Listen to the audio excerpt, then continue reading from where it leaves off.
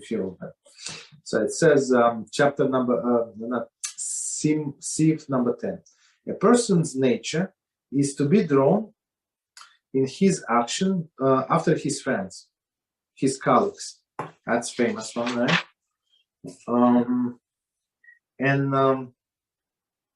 And inhabitants of his place. Therefore, a person must endeavor to act himself, to attach himself to the righteous, and to constantly sit at the side of the scholars, in order to learn from their deeds.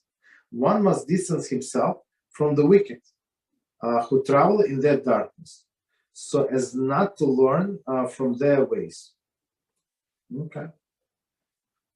So basically, we have to choose our company. We have to choose who our friends are, right? Who are close to us, who we talk to during the day, right? And where do we live? So because all over this environment, even in the places where the wicked people live, even air is wicked, is bad. You understand? So person must be very careful about his environment, and that's it. Why? Because his environment can affect him. And plus, so on one hand, on the other hand, since we know the environment makes such an effect on the person, sit in the side of the scholars, talk to the rabbis, learn Torah, right? Distance yourself from the wicked. So if you know somebody is wicked, if you know that these people are going to be there and this party, this gathering, this birthday party, so don't go there. It's very simple. Don't go. Don't be there. Okay, why? Because people behave the way they behave there, and you after you've been working on yourself for a year, 2 years, 5 years, and being righteous, so you're going to get this bad character traits from them for sure. The Shlomo HaMelech, may be peace be upon him, said in Mishlei 13:20, one who walks with the wise will grow wise, but the companion of the fool will be broken. Companion of the fools will be broken. I mean, the guarantee. So if you go with the wise, you're going to learn the wise things. If you go with the fools, okay, that's a personal choice.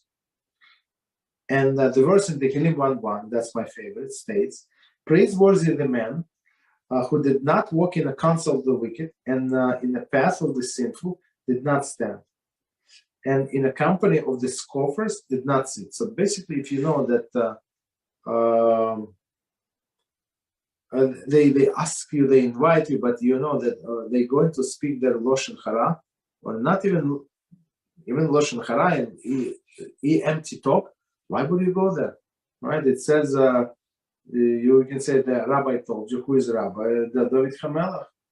He said that praise is the man who did not walk in the counsel of the wicked, right? It didn't. And the path of the sinful did not stand. And the company of scoffers did not sit. They always laugh.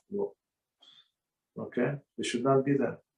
If one dwells in a city whose leaders are evil, and the inhabitants do not follow the proper path, he should leave the city, because as we said, our environments affects them. In order to dwell in a city whose inhabitants are righteous and who conduct themselves in the manner of the upright. So basically, if you go to Israel, so the more righteousness, the Torah observant people there, the prices are skyrocketing. Even though these people are, I mean, maybe they've been living in their own apartments, and it's not that, they pay on the maintenance, but the prices is crazy. Even here, you go to religious neighborhood, the prices, I don't know, maybe sometimes it's even 30, 40, 50% more, right? Because everybody wants to live among the righteous. They actually follow the halacha. Okay, continue. Number 11. It is positive commandment to adhere to the Torah scholars in order to learn from their ways. As the verse states in Barim 10:20, to him shall you cleave. Okay, so who is him? Right? Him is HaShem. Now, is it possible to human to cleave to divine presence? Rather, our sages of the blessed memory explain that the verse teaches as follows in Ksubas 111b: cleave to Torah scholars. So why to Torah scholars? Not because they're handsome or they're smart, because they represent the Torah.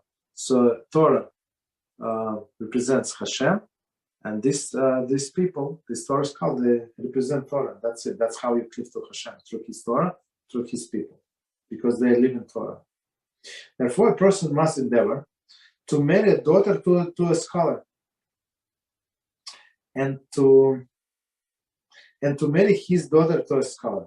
So he himself married to daughter a scholar, or if he has daughter, married to a scholar, and to eat and drink with the Torah scholars, and to engage in business on behalf of Torah scholars.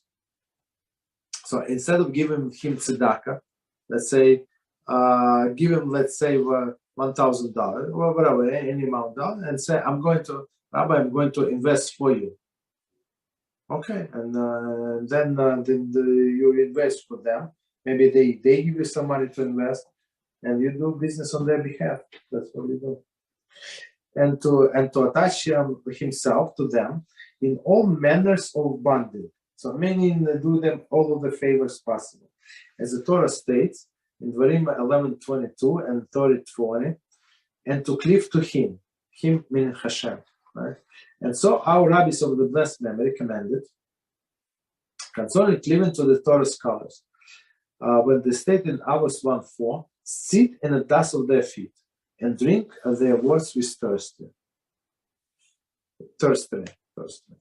Okay, I think we can stop here.